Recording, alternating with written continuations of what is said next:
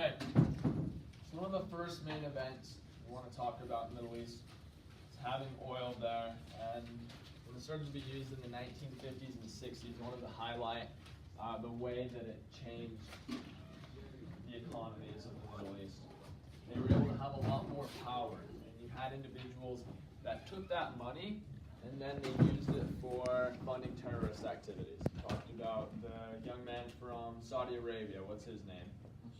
Okay, Osama bin Laden. Yeah, and how he got involved kind of with these groups, and he was one of the main leaders in Al Qaeda.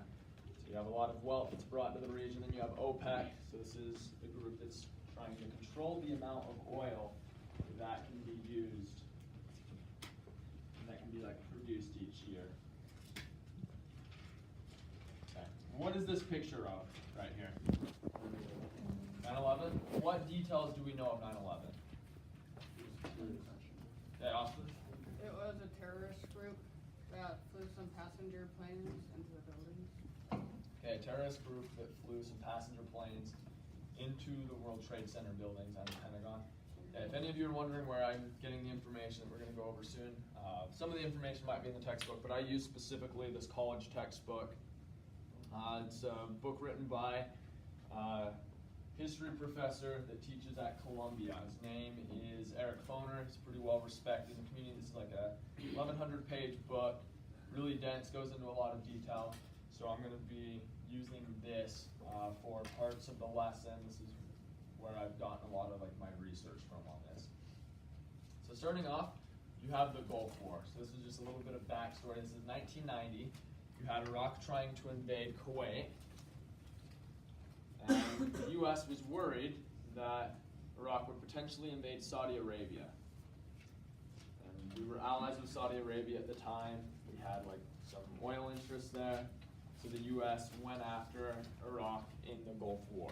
And you have Saddam Hussein, who is the leader of Iraq at that time.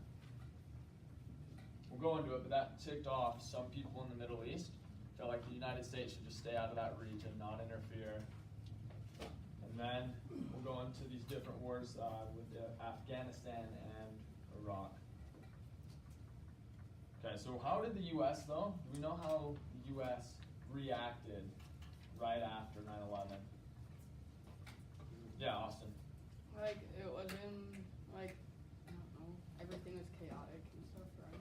Okay, everything was chaotic. All right. Yeah. Kind of like adding on to that, they like closed airports and like a lot of like monuments, I think. Okay. Closed airports. Did we talk about the group that was on one plane and they like crashed. Yeah, they figured out what was happening. So according to Eric Foner, he claims that they checked that like they were able to learn from their cell phones, like what had happened. That there had been other planes that had crashed into these buildings, and then they kind of banded together and like tried to overpower the hijackers and crash this plane into a field. So this plane crashed into a field near Pittsburgh, and it killed everyone who was on board. There was more than 200 passengers. This was a pretty big plane.